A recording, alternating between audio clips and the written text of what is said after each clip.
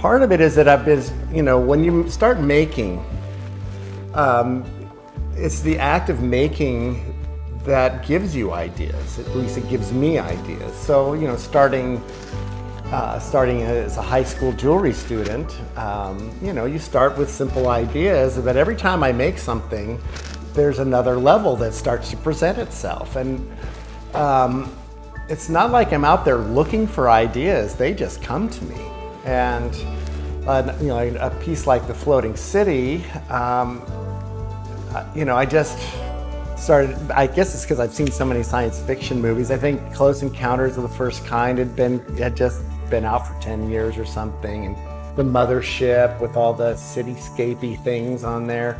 For some reason that just locked into my subconscious, and for me it's about spirit, because it's about a place where it's about a place where things don't exist like they do here. It's beyond the laws of physics that we experience. It's more about, that's why there's parts upside down, there's parts right side up, and it could go either way, really. So it was about a dwelling place in the stars, somewhere beyond what we experience here on Earth, which is not always that easy. So it was more kind of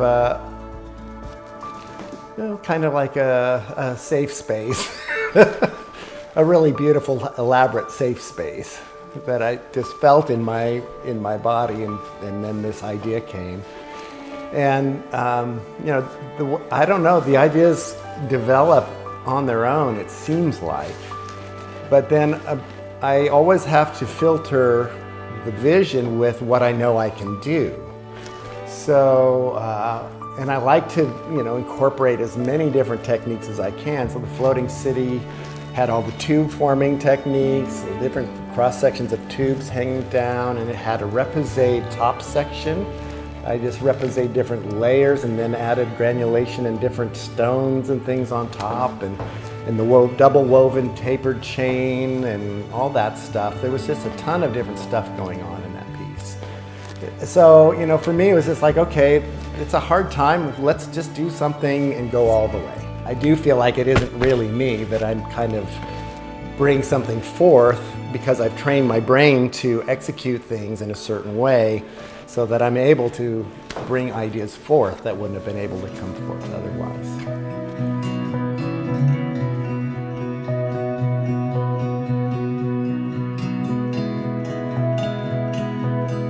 Yeah, there's pieces that I've spent hundreds of hours on that are just sitting because I didn't design it well enough ahead of time, or there's a technical challenge as far as movement or wearability or something like that.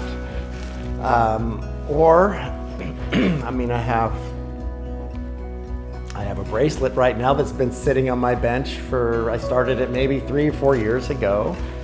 My mom was still alive and living with us at the time, and I started it, and I made it as a silver bracelet that I could cast the elements and move it into, in fact, I could show you, And it's a really cool idea, and now I'm still waiting for the inspiration for how to treat the surface, because it's a large surface area, and yet there's infinite possibilities of what I can do with it.